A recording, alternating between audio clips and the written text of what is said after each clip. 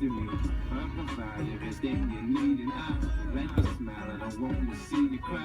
Got some questions that I gotta ask, and I Cruisin. That's what we're doing.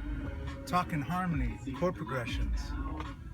And as all normal people do when they listen to the radio, they try to figure out how to play it on their instruments.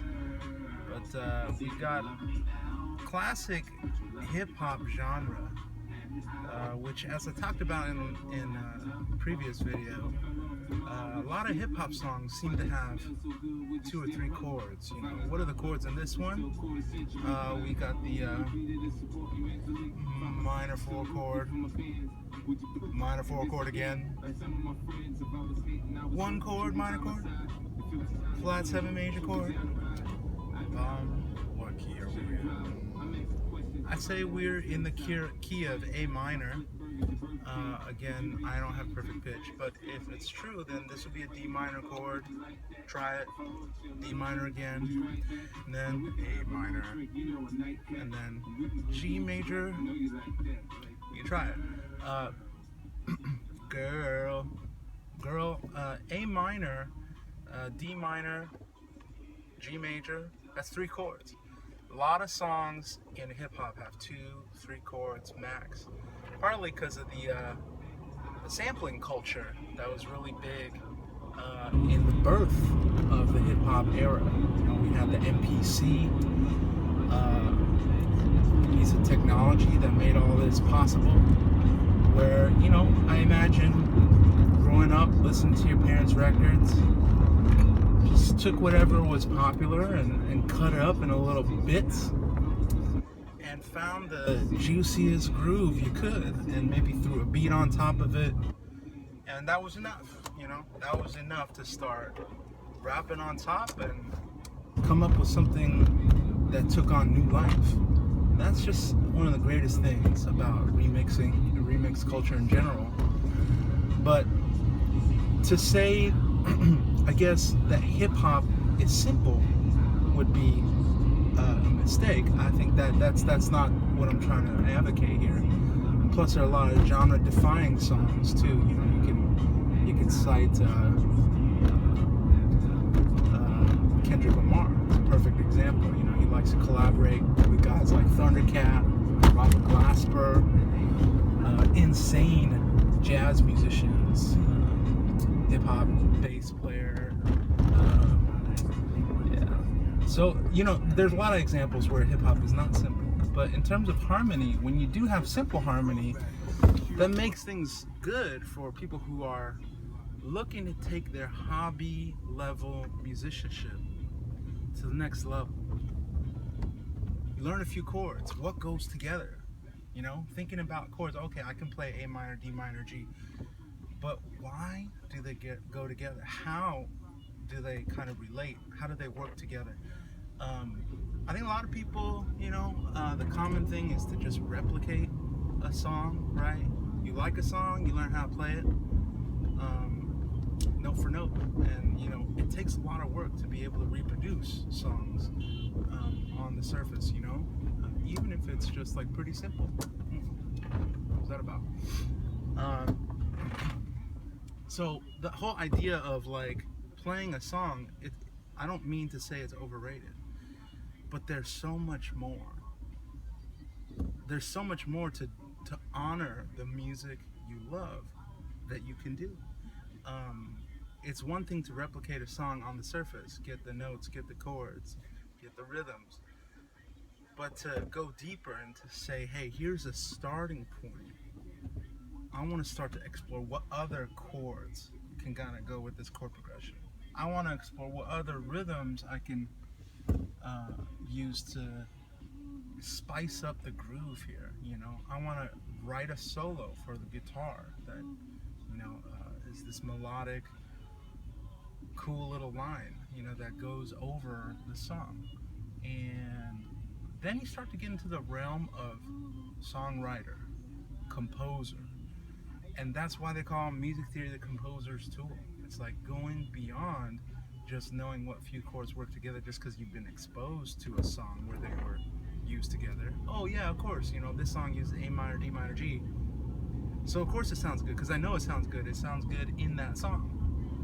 But what about E minor? What about B diminished? What about a C major? Can those songs also maybe serve as a starting point with those three chords? Ooh, bumpy. That you can actually begin to massage and manipulate and substitute chords. It's kind of like a recipe when you're cooking, you know?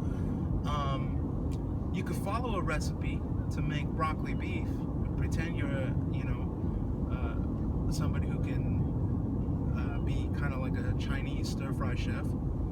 Or if you're really comfortable around the kitchen, then you know that you could substitute broccoli for maybe cauliflower. Or maybe cauliflower for bell pepper. And beef for chicken. Chicken for pork.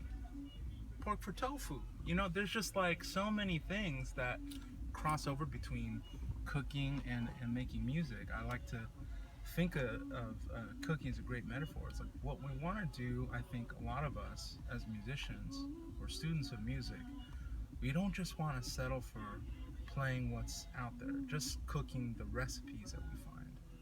We actually want to make these recipes at home our own and make them what we like, or change it up a little bit and find ways to freshen up and innovate um, what other people are doing that we like, you know. And so the whole concept of like playing a song from a tutorial or a tab or from a teacher, that's great, but why stop there? Let's go beyond. Let's go to the next level, right?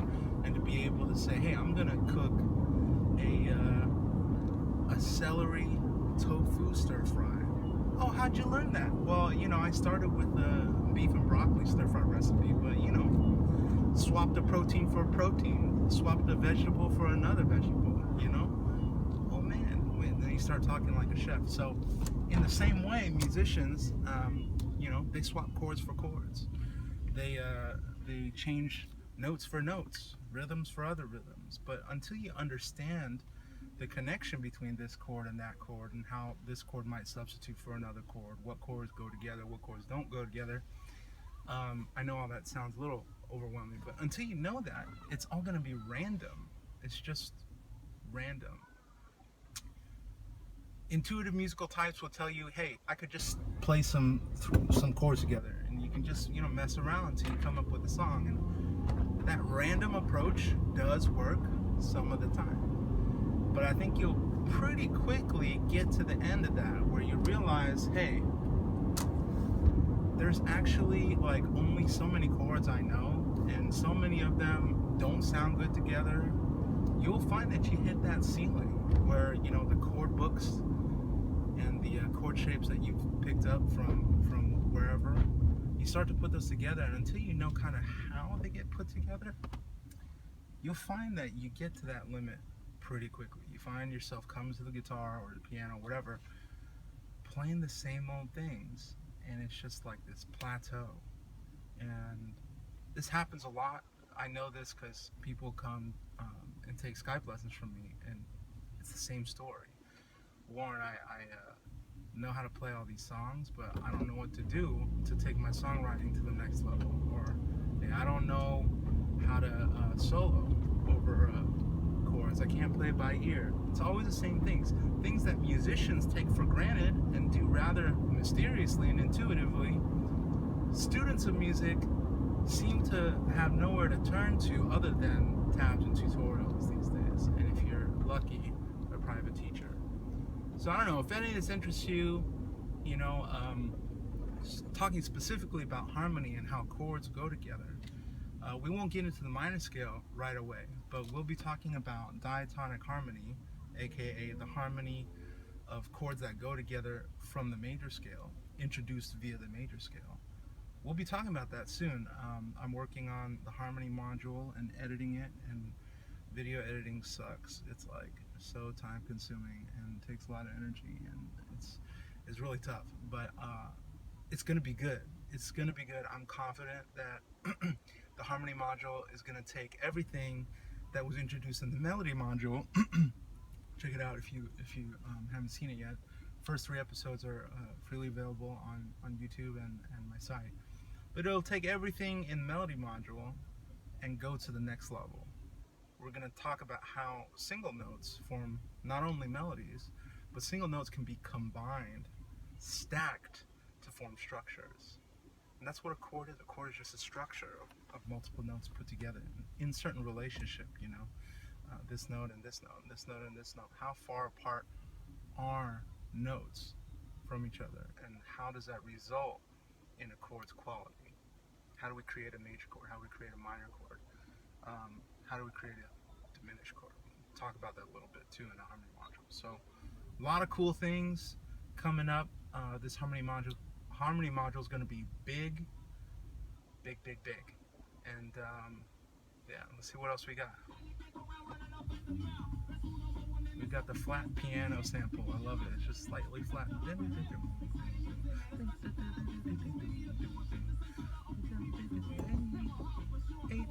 651. Those are scale degrees. I think this might be like a Michael Jackson sample.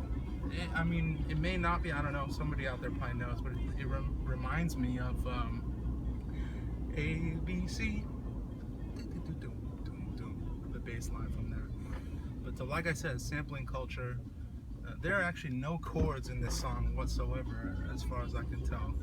It's just a little bit of a piano sprinkle on top of a bass line. But yeah, for the majority of hip-hop songs, 2 or 3 chords. That's all it takes. I heard a Tupac song earlier. How do you want it? It's just 1 chord, 4 chord, both minors. Minor 1, minor 1. Heard a DeBarge song. Flat 6, you know, flat 7, 5, minor 5. Those are major, minor, flat 6 major, flat 7 major, minor. Now get twisted over you. Flat 6 major again. So those 4 chords: flat 6, flat 7, both major chords, minor 5, flat 6 major. You know. Again, I don't know what key we're in because I don't have perfect pitch, but it doesn't matter. As soon as I sit in front of a piano or a guitar, find 1 note that matches up with what I'm hearing. Chord progression unlocked. That's what we're all trying to do, folks. Trying to get more out of the music we love. Connect the bridge between the music we love and the music we make. It can be done. It can be done. There's a better way. Better way than just tabs and tutorials. Alrighty. Stop myself from rambling. Take it easy. Bye. Have a good day.